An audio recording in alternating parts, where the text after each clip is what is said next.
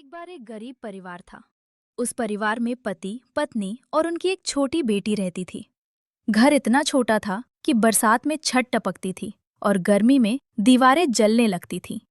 पति दिन भर मजदूरी करता था, लेकिन फिर भी घर में अक्सर खाना पूरा नहीं पड़ता था। रात को जब तीनों खाना खाते, तो माँ हमेशा यही कहती, पहले बेटी खा ले, हमें भूख नहीं है। लेकिन सच्चाई ये थी, माँ बाप दोनों भूखे सो जाते थे। धीरे धीरे गरीबी इतनी बढ़ गई कि घर में चूल्हा भी कई दिन तक नहीं जलता था।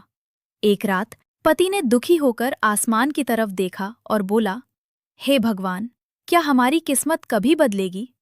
पत्नी की आंखों में आंसू थे, लेकिन उसने हिम्मत नहीं हारी। उसने कहा, भगवान देर करते हैं, अंधेर नहीं। अगले दिन की घटना। अगले दिन पत्नी पानी भरने मंदिर के पास गई। वहां उसने देखा कि एक बूढ़ी साध्वी मंदिर के बाहर बैठी थी। साध्वी बहुत कमजोर थी, जैसे कई दिन से भूखी हो। गरीब महिला के पास सिर्फ एक ही रोटी थी, जो उसने अपने लिए रखी थी।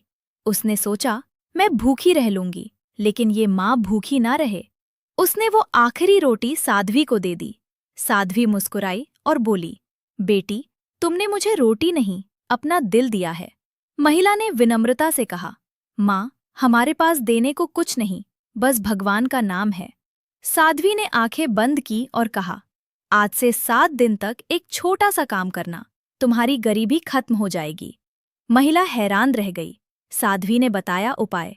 साध्वी बोली, हर शाम सूर्यास्त के बाद घर के दरवाजे पर एक छोटा दीपक जलाना और दिल से कहना, जो भूखा है उसे भोजन मिले।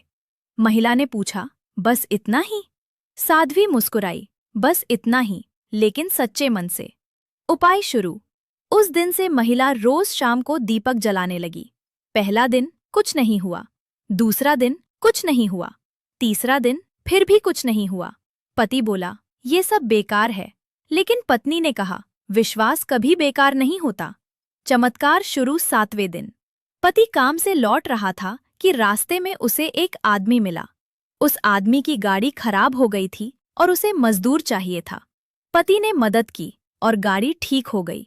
वो आदमी बहुत बड़ा व्यापारी था। उसने कहा, तुम ईमानदार हो, क्या मेरे गोदाम में काम करोगे? पति की आंखों में खुशी के आंसू आ गए। उसे स्थायी नौकरी मिल गई। कुछ ही महीनों में घर की हालत बदल गई। छठ ठीक